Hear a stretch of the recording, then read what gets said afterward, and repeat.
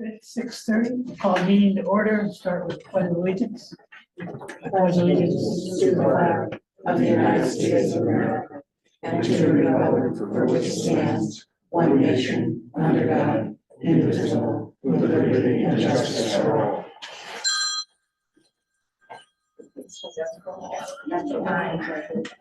Round one. Right. Should be here.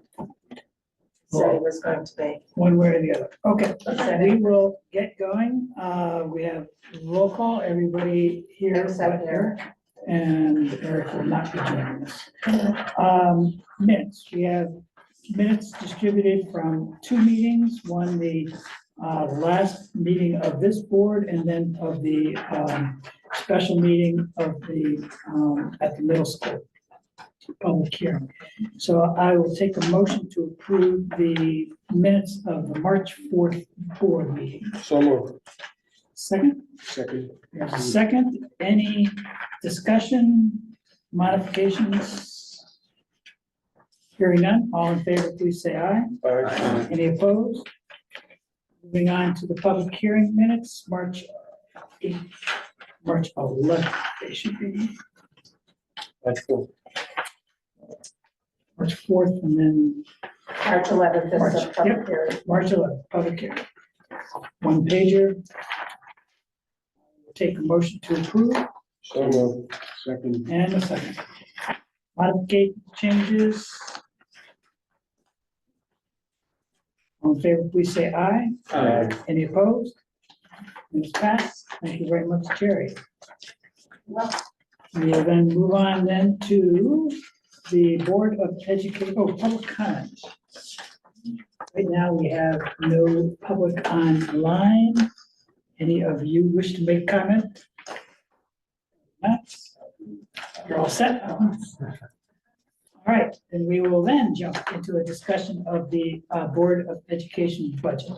And I communicated with the superintendent and said that he had the opportunity to present his budget twice. He did not need to present it yet for the third time to us. We've seen it. However, Chris, I'd be happy if you have a minute or two of something you want to say to get us kicked off, or we'll just jump in. Sure, I appreciate the message about no one wants to hear me do that again. It's out there, you all have it. I think that's twice with you. I think that's gone number 8 as far as how many times I've gone through it. So I'm here to answer, Pam and I are here to answer any questions you may have. There was nothing more to say other than what you've already heard me say way too long. Just for the purposes of recording, maybe I should ask you and Pam to come up to that table just so it makes it a little bit easier for these owls to hear you. Okay, just one more.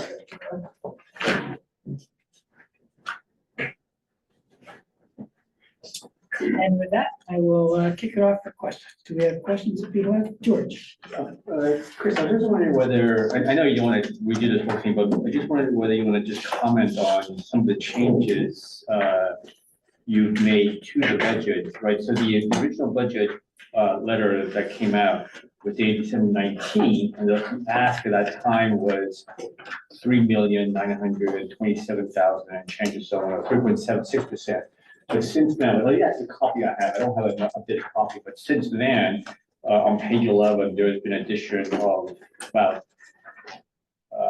well, it's a $300,000 addition, but it went down to about 200,000 because of the reduction in the premium. I don't believe any of that is mentioned in the letter, unless I have the old book, which is entirely possible. Can you check and see if you have page 2, or sorry, page 3, that's signed by Kelly? I do, yes. That's the letter, it has, Okay. it outlines Yeah, the changes. Fair enough, I see, okay. Okay, But I was just wondering whether you want to just. So the difference, as you said, in the previous 2 times, so we got a last minute insurance sticker shock that we were anticipating as I was approaching the initial phase with the Board of Ed. So there were things that I was anticipating to include in my request to the board that I pulled out because that number was so high. But after some deliberation with the board, they sent me back and said, what were the things you're gonna ask for? Is there a way? And we've gotten a little bit of good news on the insurance. It's not down to where we would hope it would be. But it had gone down a little bit, so that sort of offset what the original ask would have been had I asked everything right out of the gate, or in December. I should say. I don't know if that answers your question. So.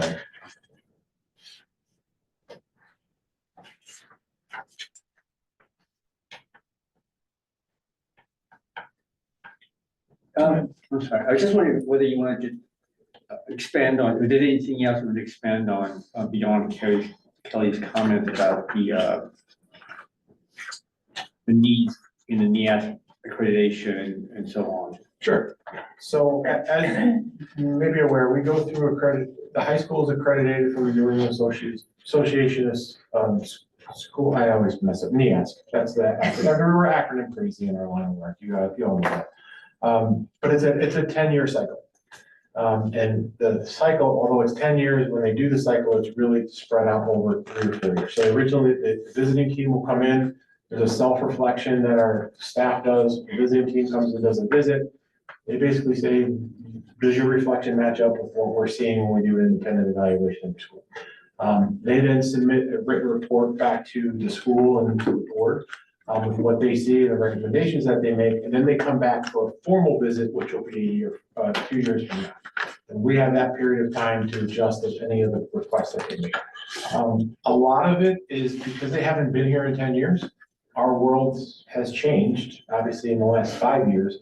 Not only just the world of education, the world of the needs of the students that come in, but unfortunately for me, but unfortunately for district, we had a lot of turnover within our leadership team at the district. So a lot of the recommendations that came through were really, although they're there to focus on the high school, there were a lot of systemic things that they brought to our attention to look at. I'll give you an example.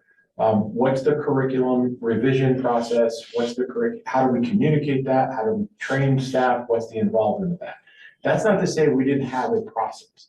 What we're saying is our curriculum is constantly evolving. When state laws change, we have to adjust. You all know about a new reading program that wasn't in the original curriculum documents that they would have seen.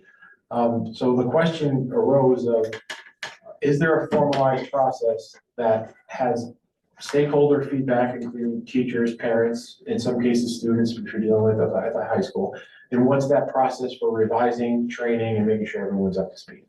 And the answer is the process that we have now doesn't necessarily meet what the needs are in their view of what we're doing going forward, which isn't foreign to us because we've had that conversation since I've been here about this is a good opportunity for us to revise things anyway. There's a number of things that were in there, nothing that was earth shattering, but things that were, because part of it is self-reflection too. They meet with all the stakeholders in the school, myself, members of the board of ed, central office team. But nothing that was brought to light was anything that was a surprise to us. It's just a matter of, it's time for us to sort of regroup and refocus on where we want the school to go over the next 10 years as opposed to where we've been the last time they were here. There were some recommendations, even though they're focused on the high school, there was recommendations on how we do things, how we transition kids from 8th grade to 9th grade. And there are certain things we're already starting. So, I meet with a group of kids sometimes more than once a month. The kids brought up, it would be great if I had, we do a good job of sending staff to the 8th grade, get them prepared for schedules and get them prepared for what life's gonna be like, but we don't send other students. And a high school kid said to me, it would be great if we had the chance, if I had another high school kid that came talk to me. So I asked the group, are you willing to go? I said, yes, put your money where your mouth is. What do you need? I'll put you the bus, I'll get you over there, but you guys will hold a forum with 8th graders, not just to show them what to expect, but also they have a familiar face when they get there, in the fall. So it was more systemic and process things that were highlighted in the report, and the report's out. We certainly send it to you all if you'd like to see it. That it's a good opportunity with all of us being able to sort of reshift our focus and build the infrastructure to meet the needs of where the district's gonna go. With the hope, and this came up during my first conversation with you all, we have a strategic plan process coming up. And we're year 4 or 5, so we have to start really within the next year and what that's gonna look like. And one of the things I heard loud and clear was, we think we have the capacity within the district to do it ourselves. We don't need to bring someone in and tell us what we believe our school system is gonna be like. We do need to shift some resources in order to make sure that we have the infrastructure to build it. I think that's it. Okay, other questions? Yeah, I have a question. Well, I have more of a comment than a question. Chris, with everything that's going on in today's world, I find it difficult to support 2 administrative positions being added to the district. The Department of Education is saying that they're going to be eliminated. They already fired half of their staff. The state, although it's running a surplus, put on a hiring freeze. The demographics don't support going forward with more personnel in education. The state had 550,000 people 15 years ago, students. They now have 480. You had 15 years ago, 1,646. You now have 1031. We're losing more on a percentage basis per year than the state is. And I just don't believe that we can operate in a vacuum. I think we have to realize what's going on around us. I mean, mayors asked for $545 million over the 2.36 state budget and were refused by Lamont. He offered them $160 million, only 29% of what they requested. And going forward with the way the Department of Education is, I'm hearing in the papers, and on television, I mean, how would that affect your policies from the federal government? Your grant money, you have over $800,000 in grants between the federal and the state. What effect do you think you're going to receive from the state and the federal government? I just have a problem with that. I don't know if there was a question in there, but I could certainly address. Well, the the first question is, part. why should we Sure. ignore what's going on and add more administrators to the Board of Education or Department of Education for you? So I think I could start with what your original comment was in the world that we live in today. Just sort of isolate that comment.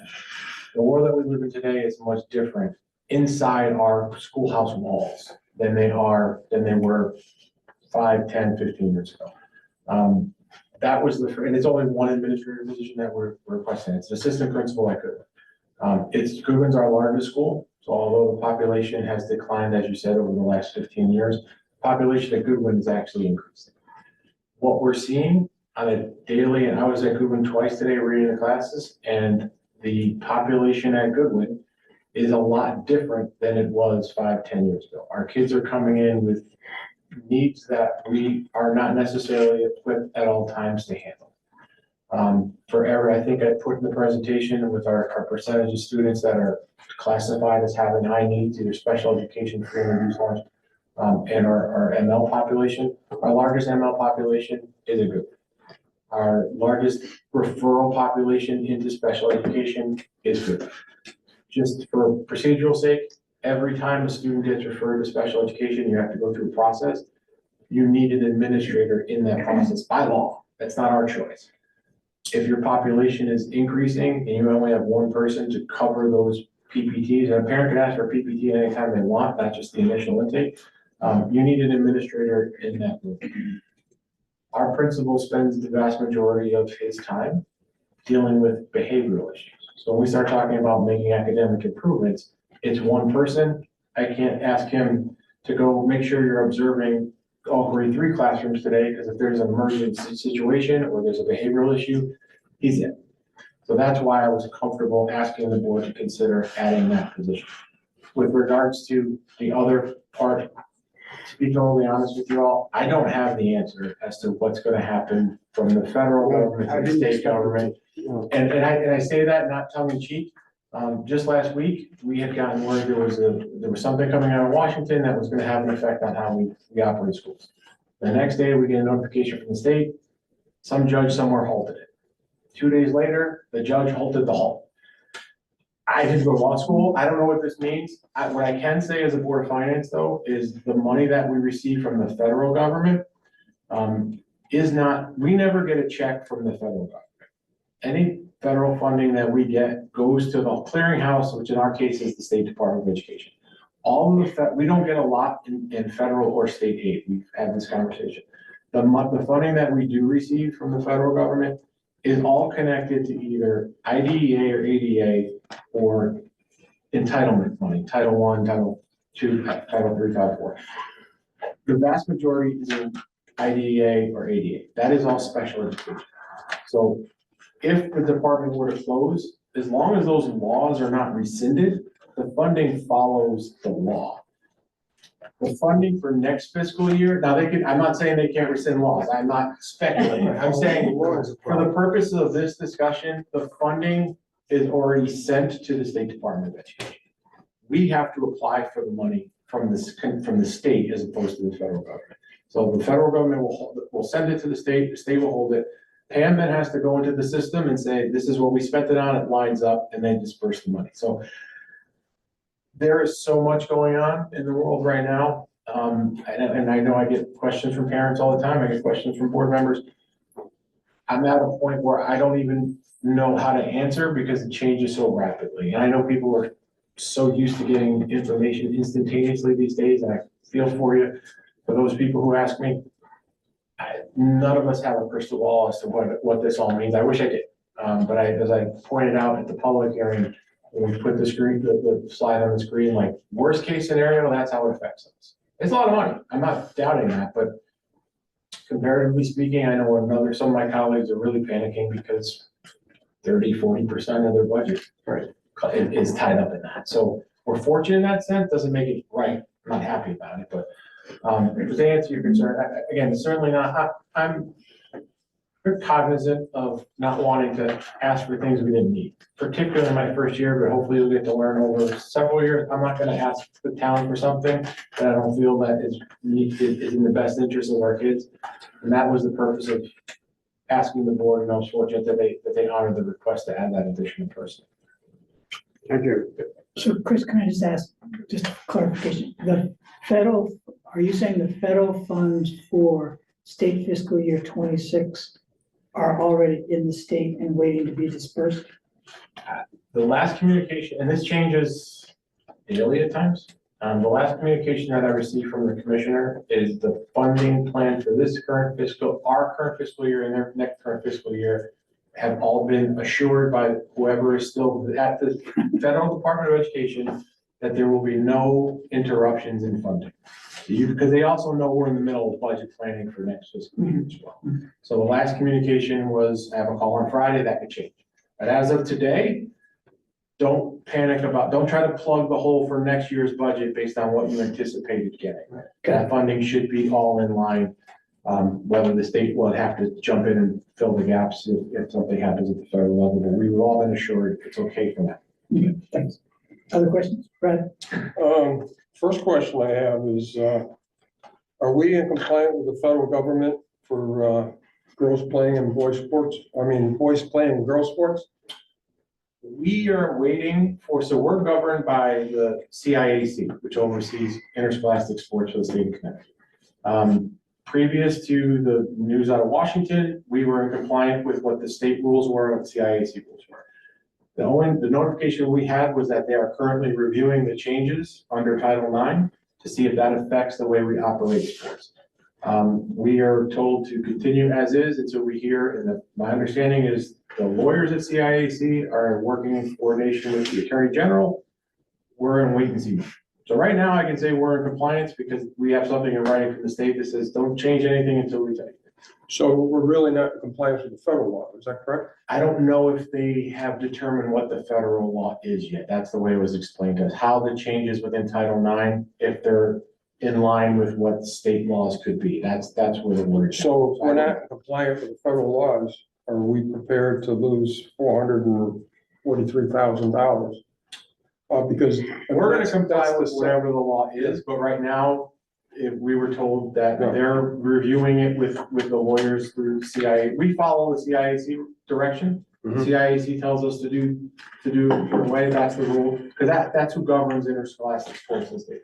So in my understanding, the state is not agreeing with the federal government. So at some point, there's gonna be a showdown, whether it's left or right or whatever you wanna say. And, we just have to be prepared for that. The other question I have is electricity. You've got an increase in there for next year of 38,000. I'm seeing electric rates reducing because of fuel costs, et cetera. So one of the big pieces of that is, knock on wood, April break, Goodwin AC is gonna be on Eversource power. We haven't had it running on Eversource power yet. So it's been generated for 2 seasons, 2.5 seasons. So there were additional funds put in there because until we see what the utilization is, keeping in mind that we have school programming in that building throughout the entire summer. So it's not just a matter of a few weeks in May and June and a few weeks in August and September. That AC is gonna be running in the building for an extended, period of time through the entire cooling season. So there were additional funds put in there for that reason until we get a barometer of what that's gonna look like. I also believe, let me just double check because we don't trust memory for anything these days. And then I have to trust being able to see. We're already short this year. We expect we're gonna be short about 27,000.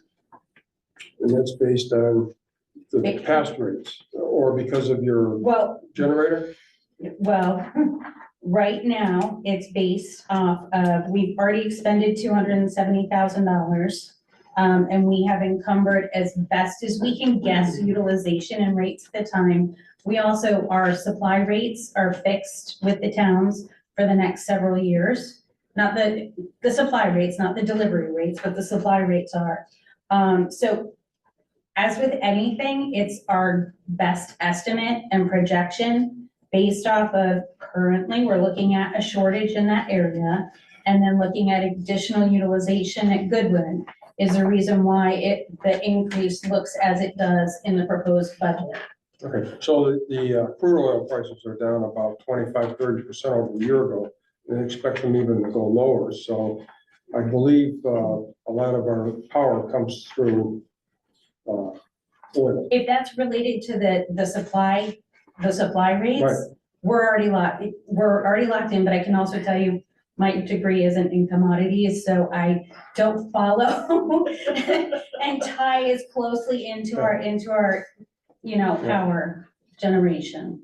Yeah, and it's the same thing with the gasoline. Your budget is up $2,000, yet gasoline is down substantially and going down even more as we go along here because of the difference in the way things are done. So I just Well, and keep in mind, not to get too lost in the details, which I can be accused of doing at times. Our gasoline is also diesel, so the diesel for the buses, which generally has a tendency to run a bit higher. Yeah. well, diesel fuel's down. Yeah.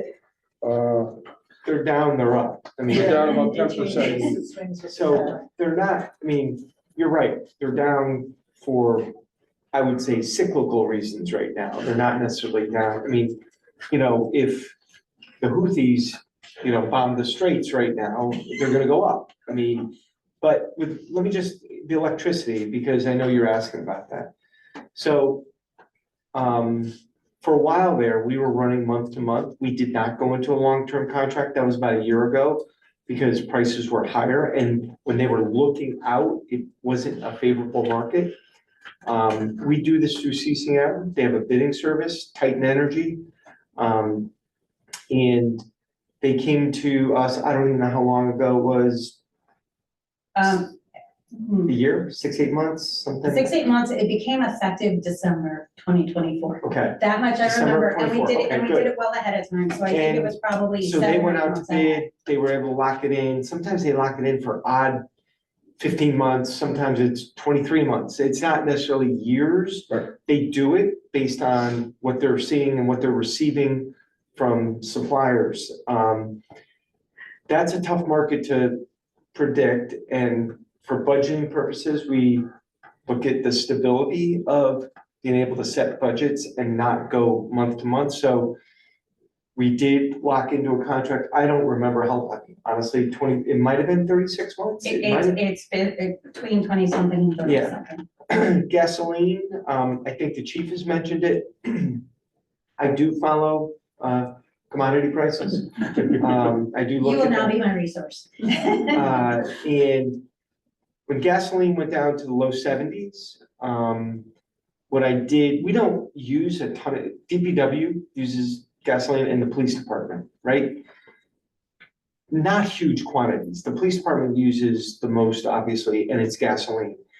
What I did when oil was in the low 70s, like 71, I bought about 50, I prepaid for about 50%, figuring it's a hedge on the upside, and it's a hedge, and if oil comes down, as it has, we get the benefit of that too. So I didn't want to lock in because it was in the 70s, and I'm like, it could go up, could go down. So I didn't prepay for the whole year. I did half, just, and you know, that doesn't look awful right now because oil's been in a range, and it really has, it's probably been 68 to 77, I would say, if we had to look at a chart. It was 68 today. Yeah, and we bought it like 71. Yeah. So, That's good. and you know, if there's a slowing of the economy, it's gonna come down more and we'll get the benefit of the downside. Also, electricity is just a tough one because it's done nothing but go up. And I will partly blame on that the policies of the state of Connecticut. I think there should be more natural gas. We don't get it from oil, we really get it from natural gas. I mean, that is a huge supplier of energy, hydro, but natural gas is a huge supplier in the state. You know, they got rid of a lot of the oil plants producing the energy a while ago. So I don't think the energy is as much tied to oil as it is natural gas. I think there should be more natural gas in the state. We were gonna build a plant in Killingly. That got shut down a few years ago. You know, I mean, we can get into politics on this. There were some politics on the right one. What? No, I'm not. Let's stay on the board. I know, but I wanted, I mean, the questions on energy, and I think it's important to address it. We're stuck with what we have, and energy in New England is expensive. And I haven't seen it go down. Maybe it is going down a little bit, but I haven't seen that. I haven't looked that closely. Yeah, I mean, at home, they're just offering 9.99, which I think That's not bad. I don't know how long the term you got on that though. 7 months. 7 months. Yeah, 7 months. I just looked Yeah, yesterday at my own house. Yeah, but that's not bad. It's, That's good. Okay, so the last thing I wanted to talk about is that hire, isn't it, my understanding is that the assistant principal at the middle school spends half his time at Goodwin? I think there was an arrangement a number of years ago, but that's not how it's currently operating. Okay, I thought, I read that in the annual report of 24, but maybe I'm incorrect. I'll look it up after and hold you up. It could be possible. I know that was practiced a number of years ago, but it hasn't been like that, at least in the last year. All right, so, I mean, I'm looking at the school for next year. The projection of the middle school is 277 students, which is 11% less than this year. And if you look at it over the 10-year period, back in 2015, we had 424 students. And in this next year, we're gonna have 277. I just feel as though that perhaps that middle school assistant could be considered at the elementary school. Just because of the fact that, you know, if you feel the need is there because of other situations. But I mean, I'm looking at numbers in 15 or like I said, 424 students. The other thing with Goodwin School is big changes. Preschool is double. Used to be 41 kids, now it's about 85 if I'm not mistaken. And then the other thing is that you've got fourth grade over there and you didn't have them there before. So, you know, I'm just not seeing the numbers on it. And you know, the other thing that bothers me about this whole thing is kids are in school for, correct me if I'm wrong, 6 hours? A little over 6 hours. Okay, so 180 days, they're home for 18 hours every day, and then there's 185 days they're home. So it seems like the burden is shift to the schools of all of these problems which, you know, if they, are not, you know, the world right now is really divided as far as, you know, if you listen to some TV stations, you can get really mentally upset. You know, I feel bad for these kids that if they're home and the TV's on and they're talking about this stuff, I can understand them, you know, I mean, look what they've gone through in the last 5 years, a pandemic, other things that have been going on. I just, I don't know, I think that, you know, maybe they're not getting that at home. And it seems as though the responsibility of the parents is shifting to the schools. Lot there, I don't know if there's a question, but I don't want to editorialize. I'll just share, it might be helpful for something that I shared with DLT on Monday. There's a lot going on. Focus on the people in front of you and not all the things we can't control. And it's actually 1,042 kids, not 1,031, because that was our October 1 enrollment, so we're on the upswing. I'm gonna call it the Dresser effect. I'm kidding. You're 100% right about what kids are dealing with now that they weren't dealing with in the past. I don't disagree with you at all.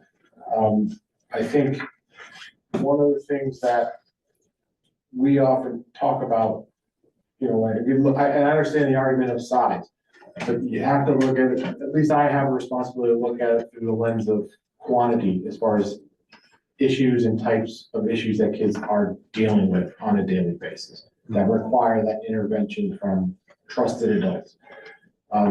As far as, you know,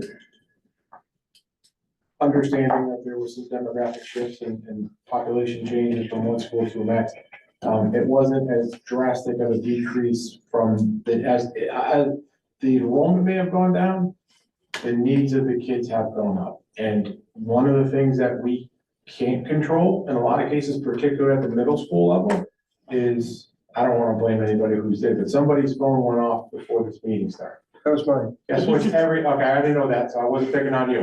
That's okay. Unfortunately, every one of those kids has one of those. And what I told staff was, no matter whether we're ready or not, they don't care.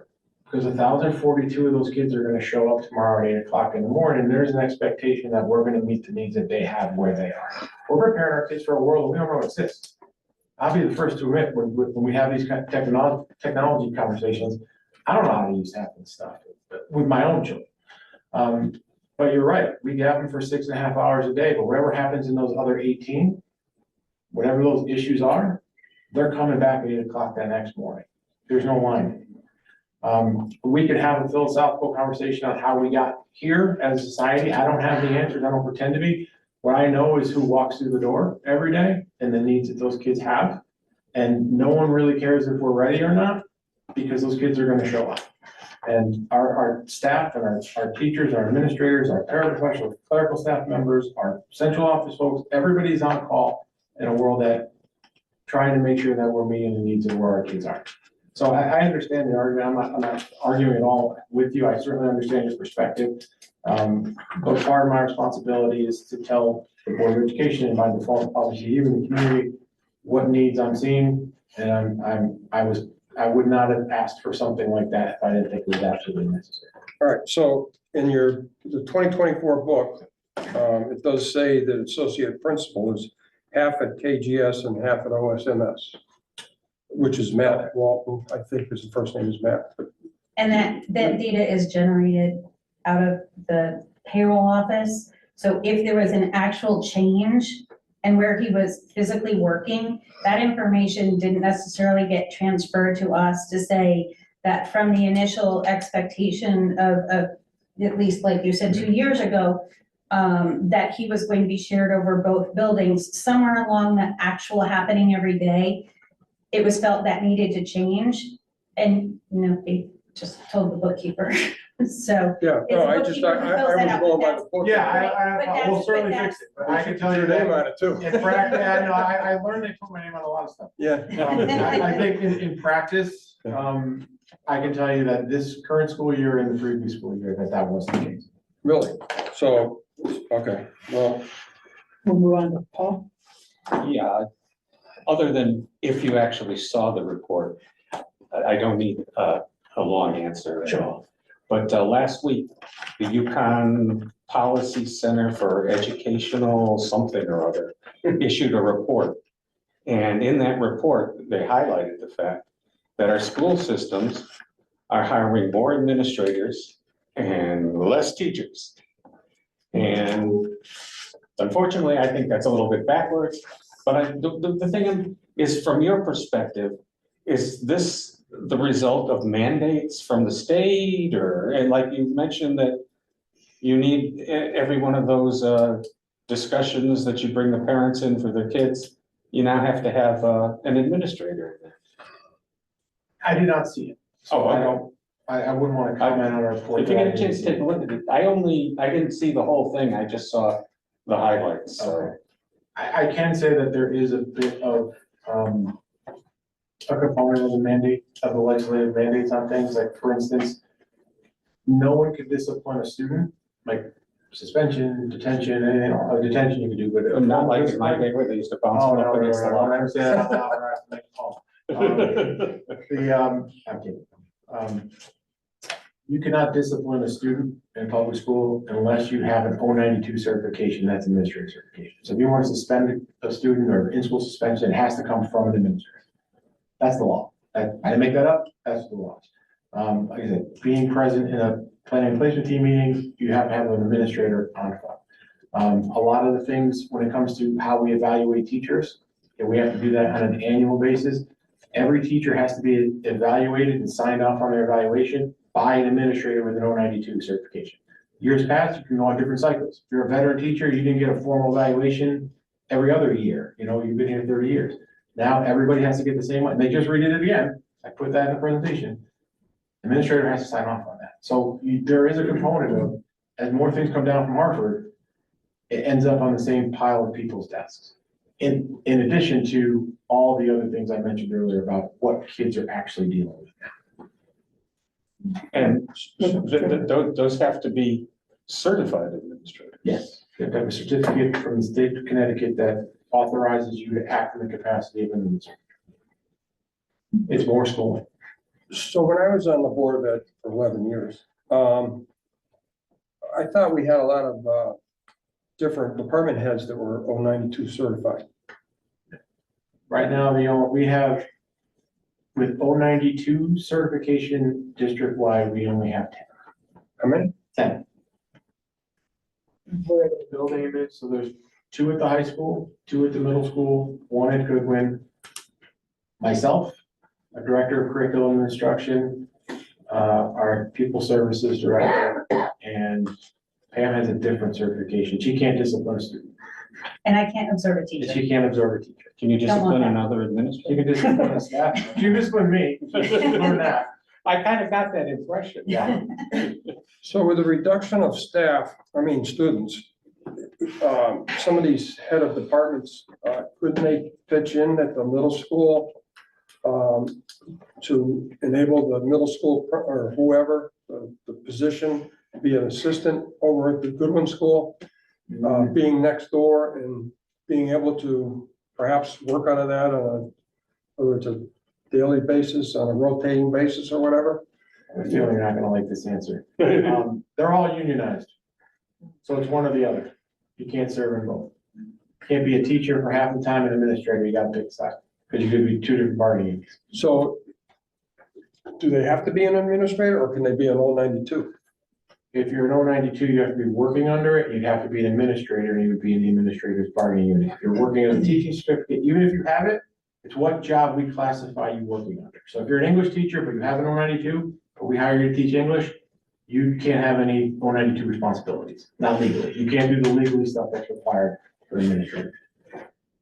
So said, just so I understand it, saying it using my language, that 092 certified teacher could not sit in on a PPT as the administrator responsible. We have to report to the state of Connecticut every year what certification you're working under. So if your job as a teacher, you have it, you can say, even though you have the ticket, can you sit in for just this meeting? We have to report to the state what you're teaching and what certification you're working under, and you can't deviate from that. And that could actually affect people's retirement, things like that. Once we report, and it does, once we report what you're working under, you can't. That's In a good. crisis, maybe someone is a former administrator, like, can you help us out because there's a fire drill? Yeah, we can help with that, but not in any official capacity. Good, Paul. Could one of those certified administrators teach a class? Or are they allowed to teach? Not technically, they could teach a class, but they probably would get, Taking the job from the teacher. they would take a job, it would not come without consequences. I think in a pinch, if we're not gonna run a class for 2 weeks, can you cover a class? Maybe, but officially, it's two different certifications, two different bargaining. So I may be getting in trouble here, but this dichotomy where, we're getting more and more administrators and less teachers is union driven. I'm not saying. I don't know, you don't have to say. I'm just saying, here, we have a need for an additional assistant principal active. Based on all the reasons that I shared. I can't tell you what society is driven that for. Every place is different. Brett, So what concerns me, looking from the standpoint of Board of Finance, is between the cost per pupil in our school system and the cost of these officers in the school, it's almost like we could send them to a private school and be cheaper for the town. Not that I'm suggesting that, I'm just looking at the. Probably not. I wouldn't recommend that. I'm not That's saying, I'm not legal. asking you to do that, I'm just pointing it out to you. I think there's a constitutional requirement. It's called faith, free and appropriate education. You're You're right. required to provide a free and appropriate education for in a public school system. Private schools are, parents have those options, but we can't, we still have an obligation to provide. You're right about the cost. I know, I was talking strictly cost. Oh, cost-wise? I'm not advocating this, I'm just telling you that when you look at it from dollars and cents, it gets to a point where, we're not alone here, you can just go right down the shoreline. I haven't checked most private school tuitions these days, but I'm gonna guess that a private school tuition is closer, it's definitely over 30,000. Saybrook's 20, Williams is 40, you're right, Yeah. yeah, there's a Yeah. difference. There is a difference. What about a magnet school? Those are, well, those are public. So. Their funding, it would be difficult to compare because understand not all their funding comes from us paying them tuition. They have other sources of funding from the state. So then you would have to look at the cost that they're charging you versus the cost that it's costing us to produce the goods.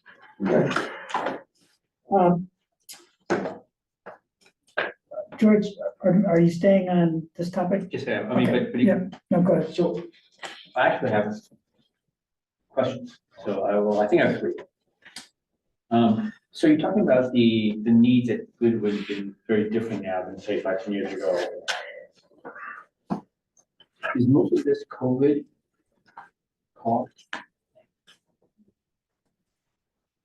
Yes, and for some of our preschool kids, they were not born yet when COVID happened, but what we're seeing are the effects of that, particularly for behaviors. Right? So a lot of the dynamics within the home have changed as a result of COVID. Parents are now maybe working from home, access and increased access and reliance on technology at a very young age. The interpersonal skills are maybe not necessarily regulated by the time the student gets in school, right? For some of the kids that were part of the disruption, yes, 100% absolutely. For some of our younger kids, we're still seeing a lot of that. We're also seeing increased diagnosis or on the cusp of diagnosis of things that we did traditionally see. We didn't always have a lot of anxiety in a 504. It wasn't really a thing a number of years ago. And there would be other things that we deal with that traditionally they do. Attention deficit disorder, things like that. anxiety, depression, ADD at another level that are starting, I don't know, kids are getting more diagnosed. I don't have a white paper on how this all came, but it seems to be this tsunami of things that we haven't experienced, particularly that our kids are exhibiting while they're in school that we weren't prepared for. So I'll make a comment and then I'll move on to the other two questions. So the commentary is, it's a dire situation, right? I mean, COVID hit 2 years of just extreme deprivation of, social emotional interaction. So, and it affected, the entire 13th grade where it is. And that 13th grade needs to move through. It'll take a decade to move through, right? But I like to, I'm optimistic and that at some point that it goes back to whatever normal is. I'm not sure that, I'm not saying pre-COVID is normal, but whatever that is. And so then I pity the middle school. I'm not saying, but good one's gonna move on. And hopefully when good ones come in, the fresh group coming in and so on. But the administrator will be there, right? And so at that point, we still need two. So that's one comment. Yeah, I think that's a good point to your earlier question. Those kindergartners are at the middle school now. So that group of kids that we sent home for 2 years, and it was less than that, it was 2 years. There was no preparation for that. We didn't know what we were getting back when they came back to school. We're still figuring out some of that stuff now, to be honest with you. But the effect that it had on those kids, the issues are staying with them. So when the question is, do we need an extra person at the middle school, which was raised earlier, that's the reason. Because the things that kids are dealing with, we haven't necessarily tackled. And in the event we did tackle them, we tackled them by putting a lot of supports in place when they first came back, and they're working. And if we pull them away, whether it be in different types of programs that we have for kids, that would be detrimental. We are also seeing changes in our youngest kids coming in, particularly with behaviors. Behaviors that veteran teachers have never experienced before, don't know how to handle it. And more of a reliance on the administration to handle certain things. We have kids who just literally run. They're not regulated to sit in the classroom for 6 hours a day. They never had to. So we have a process that I can assure you our kids are safe, but people in that building are getting their steps in. Including me. It happened to me when I was over. So, so if I can continue back on the population thing and so on, right? So, I appreciate that the numbers are 10 higher than what reported, and hopefully, I don't know whether it's all in the pre-K 3 and 4 because it feels like, but if it's spread out, yeah, that's fine. But on page 8, you have a very nice table of the population, and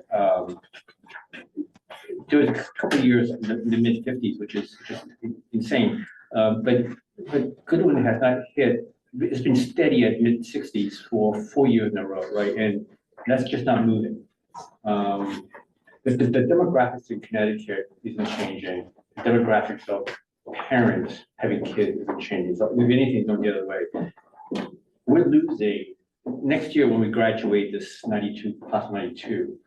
We're going to lose 30. We pick up 10. It's a net loss of 20, right? I mean, behind that's 70. Behind that's 96. Right? We're losing 30, 20, 30 a year.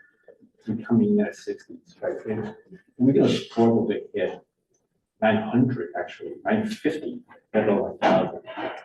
So I think in about 4 years, I think we'll be way over 1,000 just in terms of population. And the trend is not changing from that. My second question, so you're asking extra relative to the initial ask. You're asking an extra 200,000 over. But what you're really asking for is 300,000. But you got a savings of 100,000 from the premium, and so it's a net of 200 you ask it. Yes. But it's a total of 300,000 they're asking. About 160 for the middle school principal, I'm sorry, Goodwin principal and associate principal, and about 130 for this NEASC effort.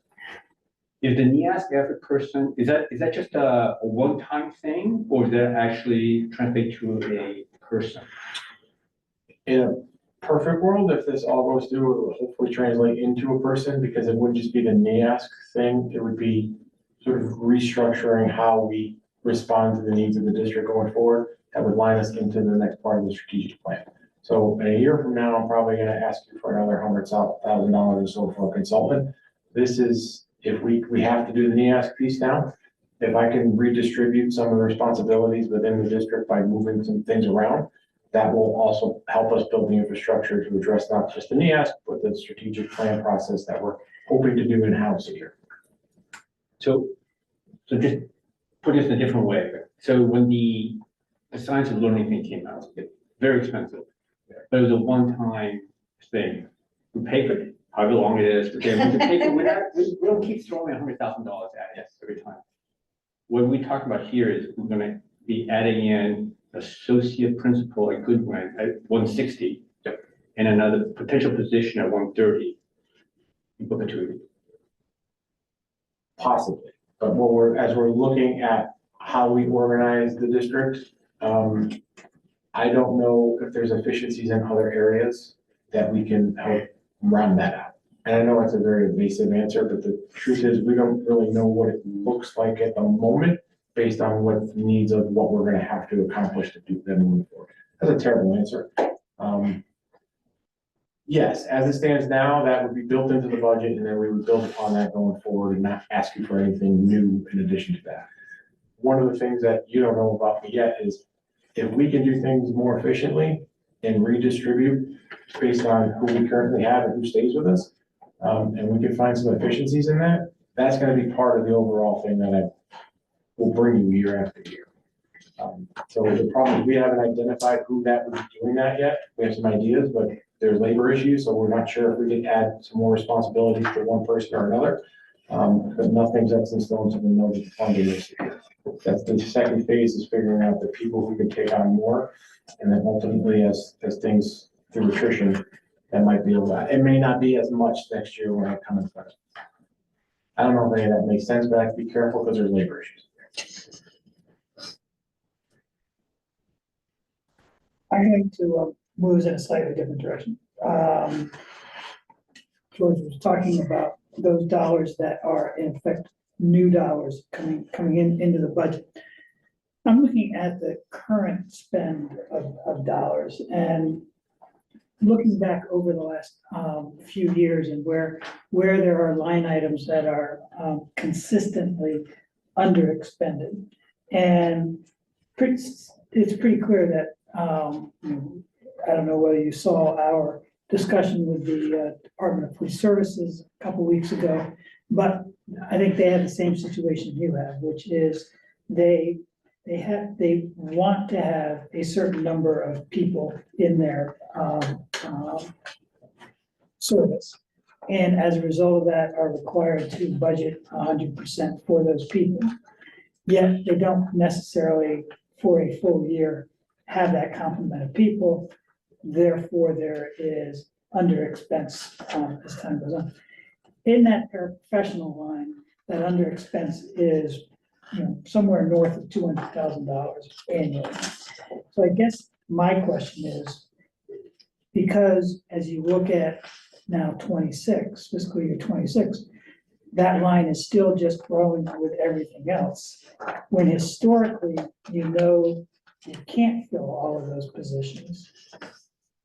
Is there, what does one do? Because to me, it's a matter of just, we're continuing to throw money in the school budget that isn't going to be spent. So historically, since COVID, we have, as you see, struggled to have those paraeducator positions filled. Many of those positions are required as part of an IEP process that we are required to service students. We are struggling to get pools of candidates willing and able to come and fill those positions. I think currently we have 5 positions open. We have had to transfer paraeducators from different buildings down to Goodwin School and had to juggle and share paraeducators for the higher grade students if needed, for example, so that we could shift somebody else down because the needs are so great. So removing that funding wouldn't be prudent because we need to have the people. Now, we are hoping next year, it's the second year of our paraeducator contract, and part of the negotiations was to finally be able to provide some funding towards health benefits for our paraeducators. So next year will be the first year where the board will pay 50% of single coverage for paraeducators. We are hoping that this allows us to draw a bigger pool of candidates. It wasn't something we could do until we could negotiate it into a contract. So we're doing many things to try and fill that gap. But we also don't want to take those funds out and then in 1 year have to be like, oh, well, we know we couldn't hire anyone, although we had the positions that we were required to have and they went unfilled, but now we have to add $250,000 back to the budget because we have an employment pool that will finally fill the positions that are required. So that's the reason why in that specific line item, which yes, is very obvious. We have a payroll position open due to a military transfer again, and 1 candidate to interview. And I'm hoping it's gonna go well. Yeah. The employment pool, but again, I can't take the money out for payroll, because trust me, everyone would be very upset without that.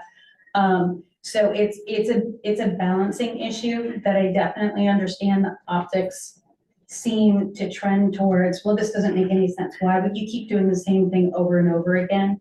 But for that specific line item, that's why we're doing it. Right, so I'll go to your point, because I think what you just said is absolutely correct. It's an optics situation. And I think the optics, at least the way in which I view this, is in no case would we be saying, reduce the number of paraeducators in your budget. It would simply be a matter of saying, at the bottom of the budget effectively, there is a reduction of funds, because we just know that you're not gonna spend all of the money that's there. Doesn't have to be any particular line, it just is a reduction of funds.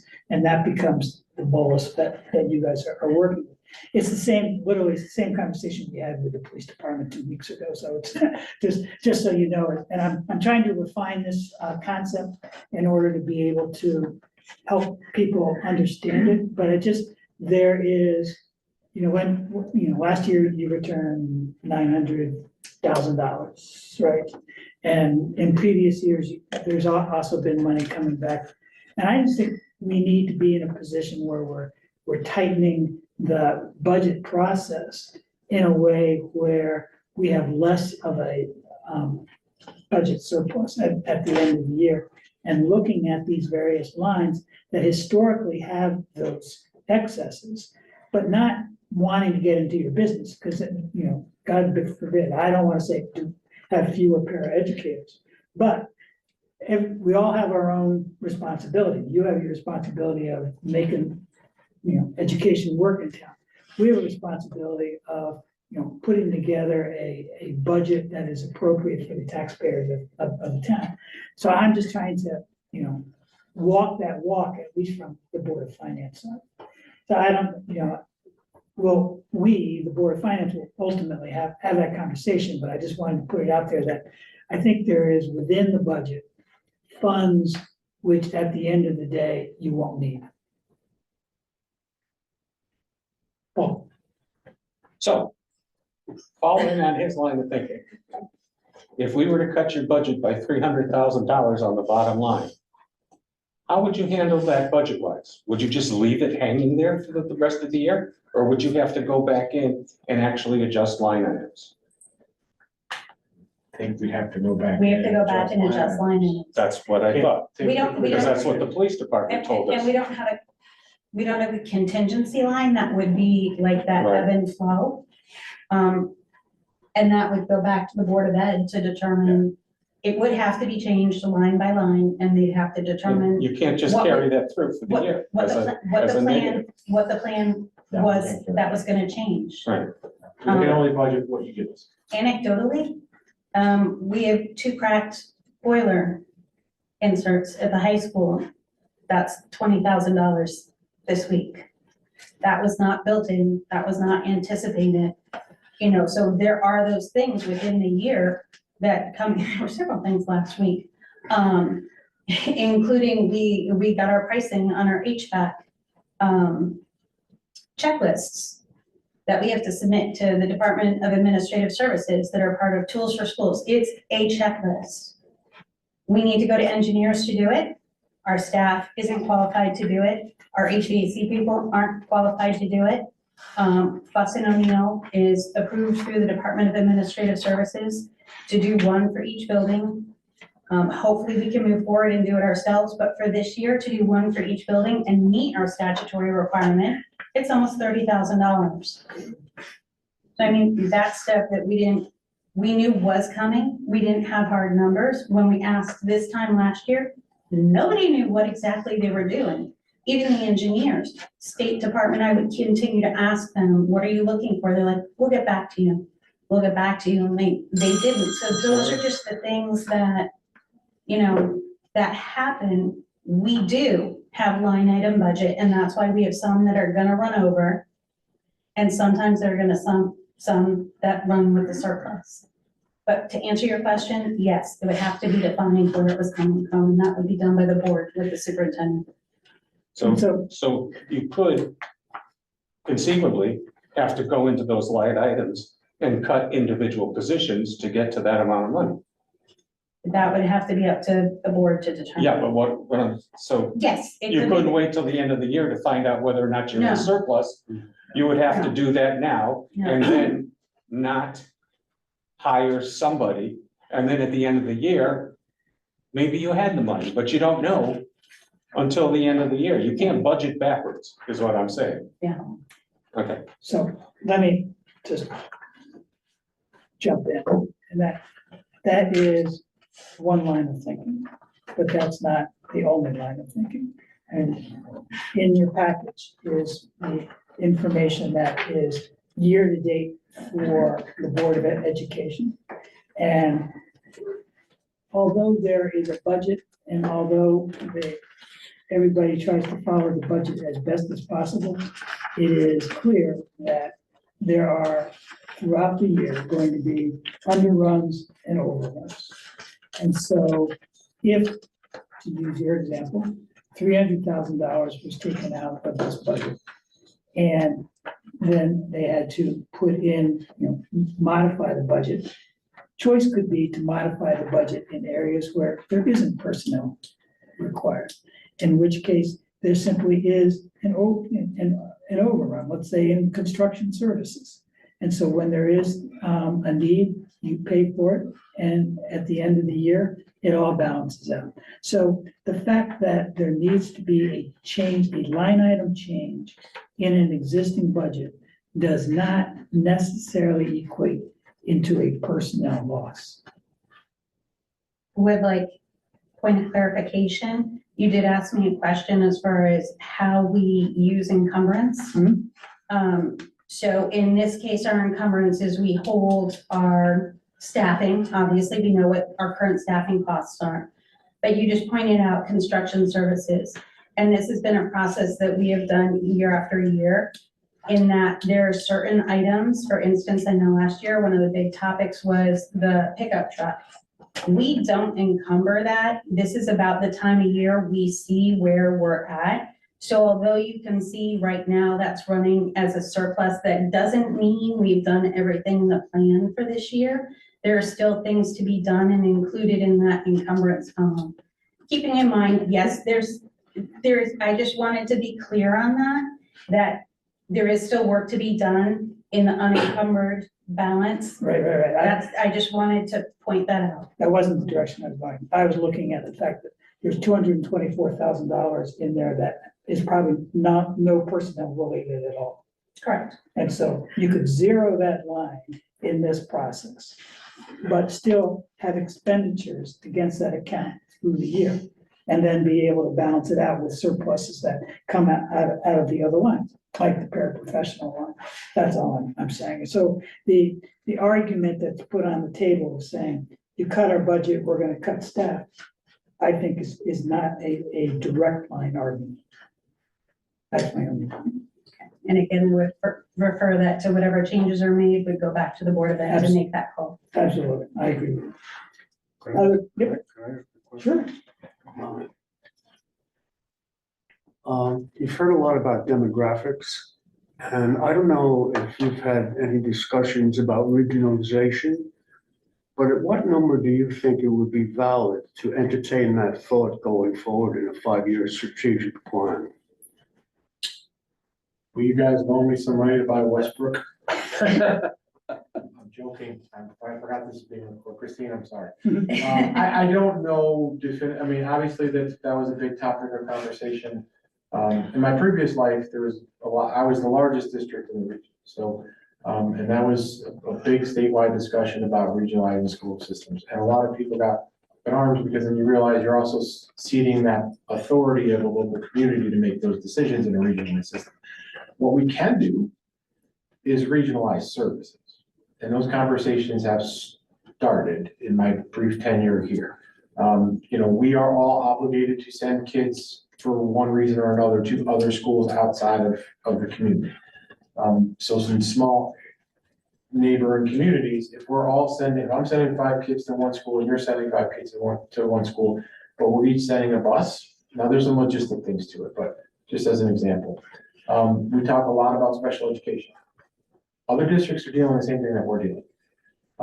So we're engaging those conversations with some of my counterparts to say, where can we kind of put our heads together? And you may do something really well in your district that I can send a child there, as opposed to maybe we can reciprocate, not to sort of have some efficiencies of scale on a regional basis. I've heard, Carl, you may know better than I do, that there's going to be some incentives for districts to regionalize things by the governor's $40 million, and I don't know. I will tell you though, we regionalized we built a special education school in my previous district because we were outplacing so many kids. We needed 6 kids. It was not about the money, but it was about the money itself for some. And the governor came and looked at it. He's like, this is what I meant by regionalization. I'm like, that's not what you said. Everyone thought you were going to close districts down, but there's opportunities to do that there. I think that's what's most feasible at the moment. As far as condensing entire districts, I think that's a further conversation communities need to average. And we're already doing that in certain areas. We're doing it with cooperative sports. We're doing it with our health insurance, to be able to get better pricing. And we have a shared program with Lyme, Our transit, our transition program. our students from 18 to 22 years old, we're still, for special education students, we're still obligated to provide programs for them, but we're not big enough to have our own program. So we send our kids to the Lyme. So we do some of that, but I think that's been the topic of conversation since I've been in Shoreline of what do we do more. So logically, it is Westbrook, obviously, because their class sizes are very small. I don't know if they're going down from where they were, but they were at, I've heard 20 or 30 in their kindergarten. But Westbrook went through this 8 years ago. They did a townwide vote, and it was resoundingly no to try to look into regionalizing. It takes 2 to tango, is the point. And, as a result, Westbrook has a full administration, superintendent, principals, and I agree with you, John. I mean, at what point is it worth it to maintain an independent district? But unless it's, once these communities are set up the way they are, police departments, and this is not directed at the Old Saybrook Police Department, first selectman. I mean, 6,500 people in Westbrook and in Essex, and, there should be way more regionalization of all these services. I mean, a very logical one is Essex, Westbrook, and Old Saybrook. We should be regionalized probably for administration, for police services, probably for schools. Won't happen in any of our lifetimes. I mean, that's my prediction. Just because people don't, once they have that local government, once they have their local school system, it's a tough pull. And I agree with you, though, it seems like it should be done at some point. George? We're on this topic, and And I think there's a difference between, say, utilizing services, whether it's police department and so on, because, versus a school, like, Yeah. biased, right? It is very hard, and from my opinion, very hard to provide a rich curriculum to a high school. It's impossible with a shrinking population. It's really hard. I don't know how Westbrook does it. Yeah. How do you provide AP chemistry, AP bio, AP calculus, in addition to VOTEC, in addition to everything else, when your class size is 65? I'm guessing AP French is long gone, right? Because we don't, it's long gone, right? When my daughter graduated, I don't know, 15 years ago, there was 150 people in her class, right? And rich curriculum. 1/3, I just don't see how it's gonna happen. So I understand the conversation and the concern. Maybe I'm naive, I look at it a little bit differently. I kind of look at our size as a strength. And I had this conversation with some folks just today. Because of our size, we can do more with the individual students. Not providing particular programs and things like that, but that's what they pay us to be creative for. So we're gonna actually increase our AP offerings next year. Budget neutral, not gonna ask you for more money in that. There are opportunities that we can provide for students to enhance their experience, but we can't think of it as, well, I just need a teacher in a class and 6 kids in order to make it. There are creative ways to do it. There's conversations that we're part of about offering regional remote classes. We're part of a consortium where we can't offer, ironically, we were in it for German. We were gonna offer through the consortium to teach German. We actually offer German at high school right now. We added it. So French, AP French is gone, but we have German. Is it French one? I don't think AP French is gone. It was just, I don't know. You just got me in trouble with no one. I don't know. I haven't heard about AP French. I'm just trying to give Georgia a layup. So there are ways. And again, going back to, I think your earlier question, in the current way we exist, it is really hard. But we need to be a little bit more flexible and maybe ask people to do some things a little bit differently. And there is some flexibility coming down with the national shortage and the states being a little bit flexible with us when it comes to obtaining certifications. You can have a great teacher who can teach a class, but they're not certified for that area, but we can get an exception because they know the content area well. That we ordinarily would say, no, we need to hire a full-time teacher to teach it, so we can't teach it. Well, I can offer one section with someone who I can get a waiver for certification for a year. That's another opportunity that kids can take. What I'm seeing, we had this conversation the other day, we're capped at culinary. We give you 12 kids in a culinary class. There's a wait list to get into culinary. Kids are like fighting with us to get in there. We can only take 12 at a time. And the answer is, well, we don't have space. It's true, we don't have space. But do we not look for space? Do we not try to? It doesn't, I don't know what it costs. I don't know what was entailed on it, but that's sort of the canary in the coal mine for us, is maybe we need to start thinking about what they want and what ultimately is going to keep them here. We had the private school conversation. A lot of times kids are going into other schools when they leave our high school because they don't know what we offer or we're not being adapted to. And that's not being critical, it's just changing in the times. We have the conversation about kids going to tech schools. I didn't do a heated one when someone says, so if a kid goes to tech school to go into welding, where are they going to end up in 4 years? $100,000 from EB. Yeah, guess what they can still get here? $100,000 from EB, we have a program with that. But that's on us, we have to make sure people know about that. So I understand the conversation and the concern, but I still look at it through a lens of there's a lot of opportunity here. That we just need to all understand that maybe we're gonna be forced to come out of our comfort zones to find it, but we owe it to them, and we owe it to the people in town to say, no, when my kid gets through 8th grade like that, they're going to the high school. And maybe we start reversing that. I can't control how many people live here. who's having babies. But I can control the ones who are here to get them to want to stay here. That's sort of priority Maybe number they'll one. want to have more children. then. Well, we're Never- gonna break the never trend, know. right, I guess. All right, so any other questions? I Mike? was curious, going back to the para-educators, I'm assuming that's a trend. It wasn't just last year where it was, we were over 200,000 that we didn't spend.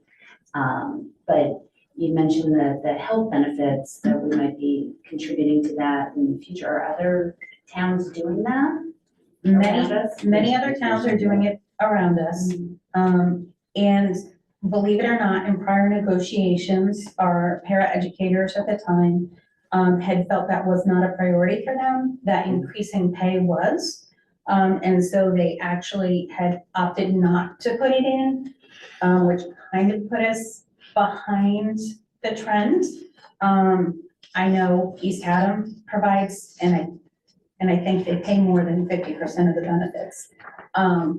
But there are several other districts in the area that do provide that. As they're becoming more and more, career or moving towards, a lot of our paraeducators are, maybe out of college working towards a teaching degree, or, masters in that area. So it's more of a stepping stone, but you need to have that. We had enough people tell us, oh, you don't offer benefits, and have unfortunately gone through the entire interview process, and we're like, oh, you don't offer benefits? Well, I can't take it. Even though it's Old Saybrook, I need to have benefits of some sort. So it's not everything at this point, but it's a lot more than we were being able to offer.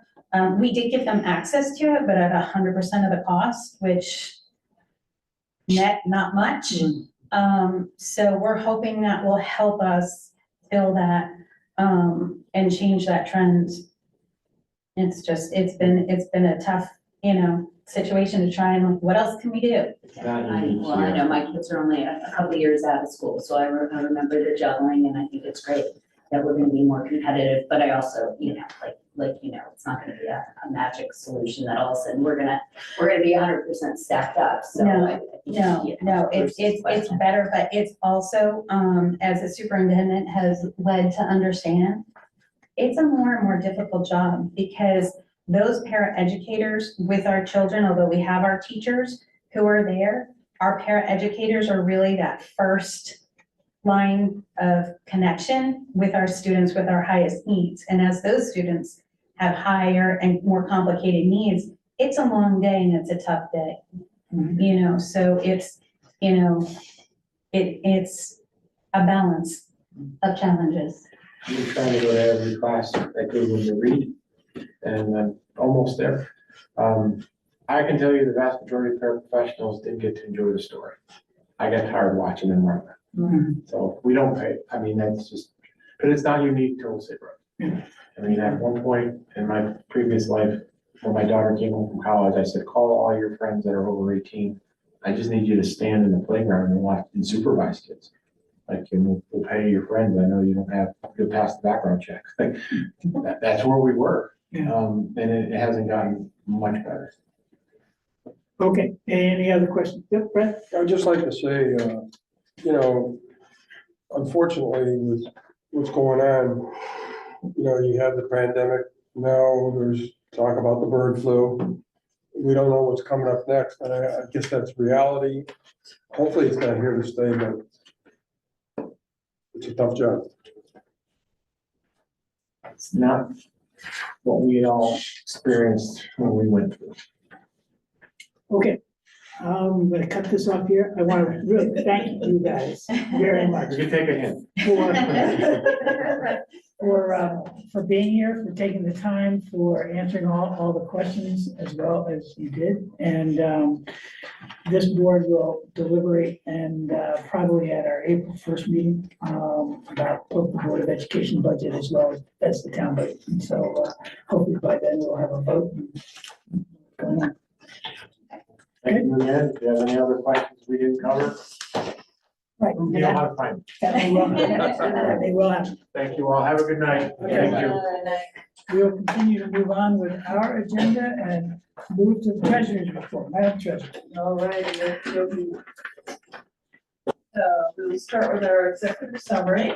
As of February 28th, fiscal year to date, the town has received revenue of 52,352,973, or 101.8% of the total amount of 51,440,042 budgeted for fiscal year 25. When comparing our performance to last fiscal year, we are 1.1% ahead of this time last year. At the end of February, the town had 46.8 million in its bank accounts.